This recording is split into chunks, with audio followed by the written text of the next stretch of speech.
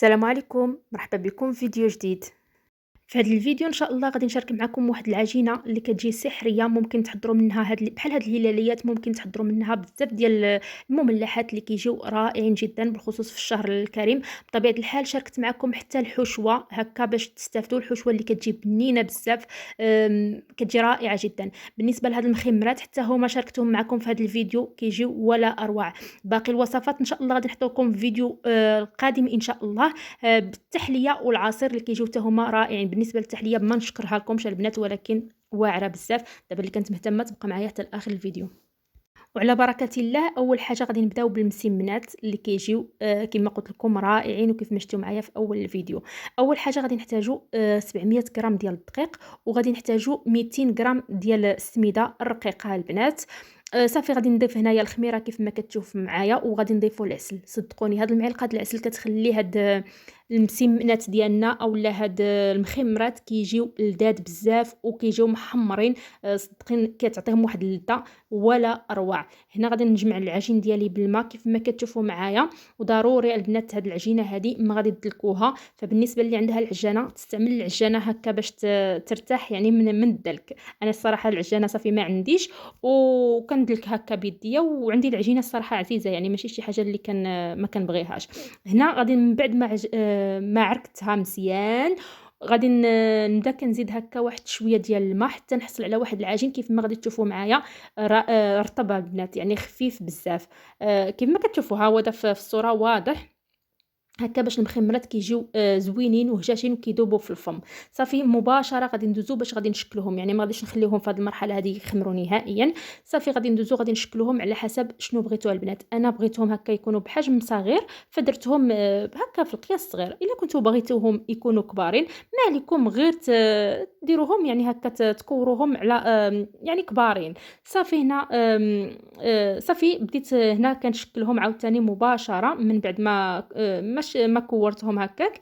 صافي غادي نطلقهم هكا، غادي نبقاو نورقوهم، وغادي نجيبوها البنات الزبده اللي تكون نوعيه جيده هكا باش تعطيكم واحد المذاق حتى هي اللي كيجي في المسمن ديالنا زوين.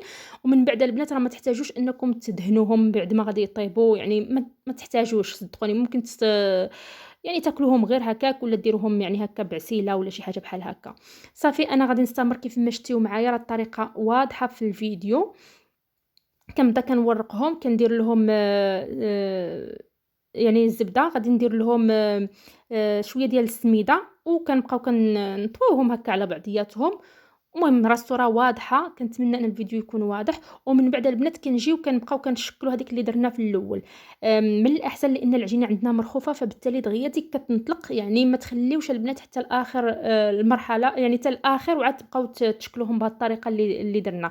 لا، غير صوبوا واحد جوج ولا ثلاثه، ومن بعد لووهم هكا على بعضياتهم هكا باش ما العجينه ما كتنطلقناش بزاف. لان كيف ما شفتوا معايا العجينه ما شاء الله خفيفه بزاف. صافي غادي نستمر هكا حتى نكمل هذيك الكميه اللي عندي، ومن بعد غادي نبدا كنقرصهم هكا عادي جدا. وكندير شويه ديال السميده، راه ما شاء الله كيجيو واعرين بزاف. والطريقه راها سهله كما قلت لكم. الا كنتو يعني ما فيكم ما ديروا هكا بزاف يعني ديال المسمنات صغيورين، ما عليكم غير ديروها ديروا كبارين هكا باش يعني تستغلوا الوقت.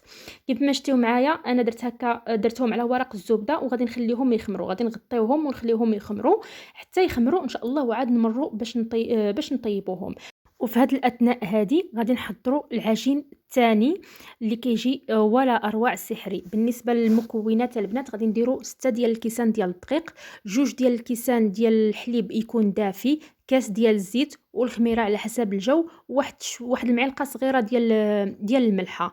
غادي نخلطوا الكل مزيان كيف ما كتشوفوا معايا بطريقه جد سهله. وغادي نديروا واحد البياض ديال البيضه، لان الصفار غادي نحتفظوا به هكا باش نزينوا العجين ديالنا من بعد فاش نبغيو نطيبوه. صافي غادي نخلط الكل مزيان كيف ما كتشوفوا معايا. من بعد البنات راني غادي نستعمل اليدين ديالي. غير في الاول هكا بديت بالملعقه، ولكن راه في التالي ضروري خصنا نستعملوا اليدين. وكيف ما كنقول لكم كما قلت لكم على المسمن، الا كانت عندكم العجانه راه ممكن تستعملوا العجانه. صافي غتخلطوا الكل مزيان. واخا تشوفوه هكا كيلصق راه خليوه البنات هكا يكون القوام ديالو هكا باش تجيكم العجينه زوينه وهشيشه. ومن بعد ملي غادي ديروا تضيفوا لها الزبده وداك الشيء راه كتماسك يعني ما كتبقاش هكا كتلاصق. المهم هنا ضفت لها واحد المعلقه تكون كبيره ديال الزبده، وغادي نحاول ما امكن انني ندخل فيها هذيك الزبده مزيان حتى تدخل هذيك الزبده كيف ما كتشوفوا معايا. صافي وغادي نخليو العجينه ديالنا تخمر تماما. وفي هذا الاثناء هذا المسمن ديالنا غادي يكون خمر، غادي نمشيو باش غادي نطيبوه. وهنا المخمرات ديالنا راهم خمروا صافي، غادي نمروا باش نطيبوهم بطريقه اللي جد سهله. اولا اول حاجه كنسخنوا هذيك المقله مزيان، ومن بعد كنبقاو كنهزوا داك دوك المسمنات ديالنا اولا دوك المخمرات ديالنا وكنديروهم في المقله. صافي كتبقى تقلبيهم هكا وكيطيبوا، وكما كتشوفوا كيتحمروا بهذيك المعلقه ديال العسل ولا اروع. كتجي التحميره ديالهم واعره بزاف. صافي غادي نستمر هكا حتى نكمل هذيك الكميه اللي عندي. ولا وصلتي معايا حتى لهاد المرحله هذه وشتي بان الفيديو يستحق، فاشترك شاركيه مع الاهل والاصدقاء هكا باش تعم الفائده. ولا كنتي مازال نتيا براسك ما درتيش اللايك، ديري عافاك اختي واحد اللايك، اشتركي في القناه الا كنتي مازال ما اشتركتيش، وفعلي زر الجرس هكا باش يوصلك كل جديد.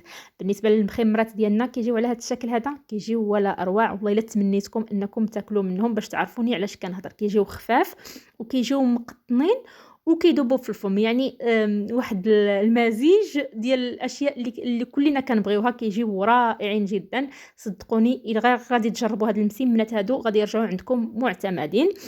صافي دابا ان شاء الله من بعد ما طيبت المسمنات العجين الاخر غادي يكون خمر، غادي نمشيو باش غادي نشكلوه ونكملوا باقي المراحل. بقاو معايا حتى لاخر الفيديو هكا باش تستافدوا. وشوفوا ما شاء الله كيفاش كتطلع العجينه ديالنا وكتكون خامره. غير خليوها البنات تخمر مزيان هكا باش تحصلوا على النتيجه اللي مرضيه، اللي غادي تعجبكم ان شاء الله. كتجي ما شاء الله رائعه جدا. وبالنسبه لهاد العجين كيف ما شفتوا معايا غادي نشكل. اول حاجه غادي نخرج منه هكا واحد الكميه ديال ميني برجر. مهم انا بغيت هكا نستغل العجين مع الكميه ما شاء الله راه كثيره، وغادي نحتفظ به في المجمد حتى ان شاء الله نحضروا بهم وصفات وحدين اخرين. كيف ما شفتوا معايا درتهم هكا تقريبا فيهم 48 غرام حتى ل 50 غرام. المهم هكا باش ما يجيوش كبارين بزاف وما يجيوش عاوتاني صغيورين بزاف. صافي غادي ندقوهم كيف ما شتيوني كيف ما شتيو معايا، وغادي نمروا ان شاء الله باش غادي نشكلوا الهلاليات. هنا غادي نشدوا العجين ديالنا وغادي نطلقوه، ومن الاحسن تستعملوا الدقيق. انا حاولت انني نطلقه بلا دقيق ولكن ما يمكنش ضروري الدقيق. وما المهم الدقيق كي حتى هو ما غاديش ما كيبقاش يعني باين في التالي كتدخل في العجين. المهم غير هكا باش الدلاك كيمشي هكا بسهوله. صافي غادي نكمل هكا حتى نحصل على هذا الشكل هذا، ومن بعد غادي نجيب هكا واحد القطعه وغادي نقطعوهم كيف ما كتشوفوا معايا على شكل مثلثات كيف ما غادي تشوفوا معايا. صافي من بعد غادي نجيو باش غادي نشكلوهم عادي. صافي كنجي هكا كندير واحد المهم كيما شفتوا معايا. والله ما عرفت دابا كيفاش الهضره مشات لي مع صايمه والله البنات الا شحفت في هذا الفيديو. المهم صافي دابا غادي نديروهم هكا على شكل هلاليات، وغادي نخليوهم حتى هما في واحد الصينيه اللي غادي تدخل للفران. فالمهم غادي نبقى هكا حتى نكمل هذيك الكميه اللي عندي كامله.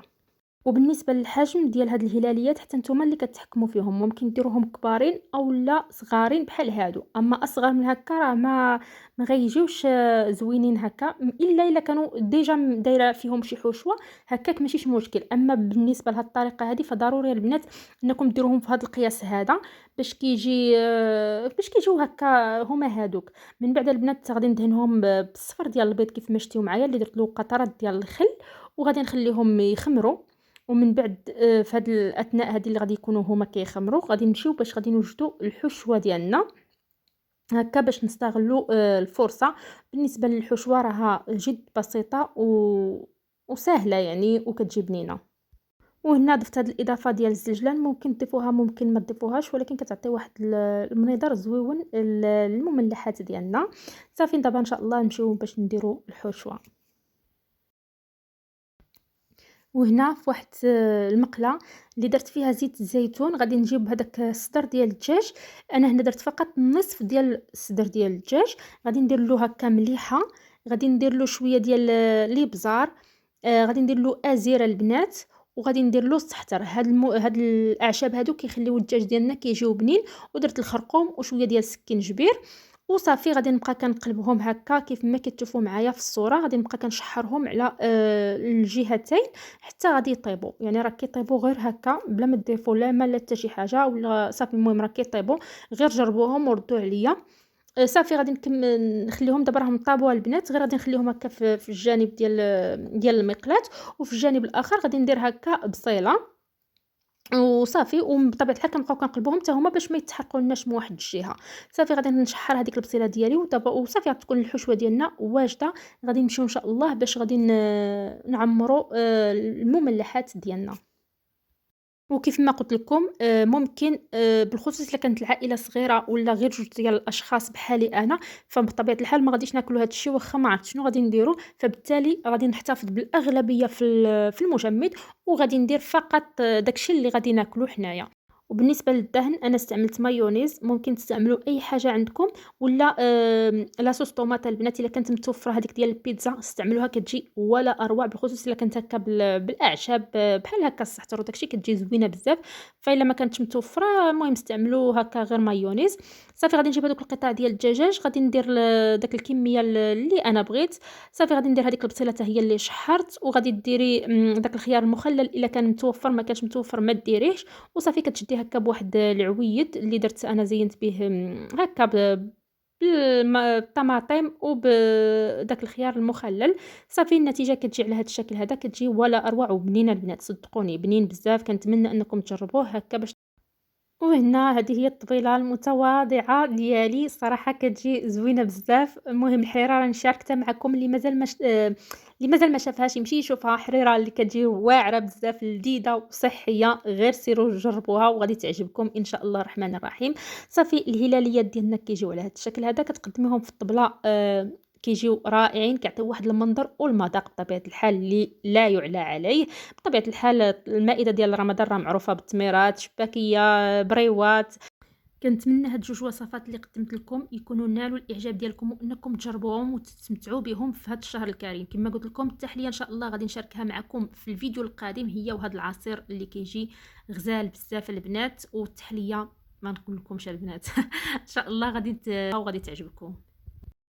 وكان هذا هو الفيديو ديال اليوم. كنتمنى من كل قلبي انه يكون نال الاعجاب ديالكم وانكم تكونوا استفدتوا. بالخصوص انكم من هكا تاخذوا وصفات اللي تحضروها هكا في مائده الافطار.